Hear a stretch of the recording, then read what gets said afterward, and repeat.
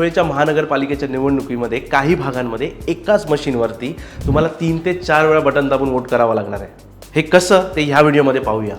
नमस्कार, मी विवेक शिंदे, तुम्ही पाहताय एबीपी माझा। तुमच्या प्रभागात किती उमेदवार उभे आहेत त्यानुसार तिकडच्या मशीनची संख्या ठरवली जाईल। काही ठिकाणी 2 ईव्हीएम मशीन जोडल्या असतील तर काही ठिकाणी 3 किंवा 4 पण मशीन असतील।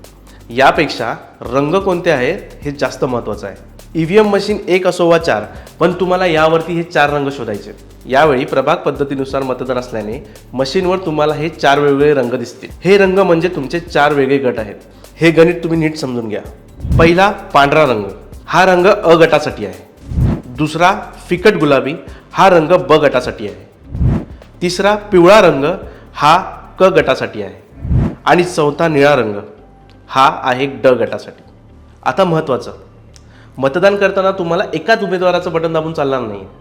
तुम्हाला पांढऱ्या पट्टीतील एका उमेदवाराला, त्यानंतर गुलाबी, मग पिवळ्या आणि निळ्या पट्टीतही तुमच्या आघाडीच्या उमेदवाराचं बटन दाबायचं आहे। समजा एखाद्या गटातला तुम्हाला कोणीच पसंत नसेल, अशा वेळी सर्वात खाली नोटाचं बटन असेल ते दाबा।